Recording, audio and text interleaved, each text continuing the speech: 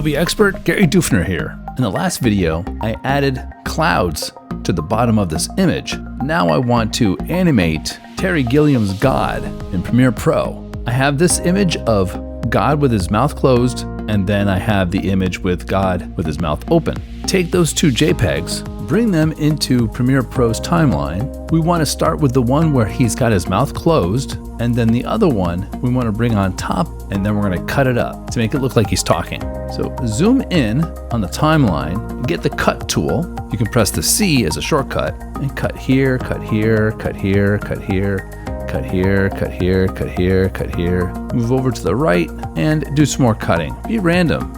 Make them really short, make them long, make them short. Go back to the beginning, click the move tool or press V for the move tool. Let's delete the first one. Let's delete the next one. Every other one you want to delete. Let's go to the right a little bit here. Let's delete this one, delete this one, delete this one. Let's zoom out a little bit. And you can see him talking if we press on the space bar. Pretty cool, right? Here's a close-up. That's how you make animation from a still image.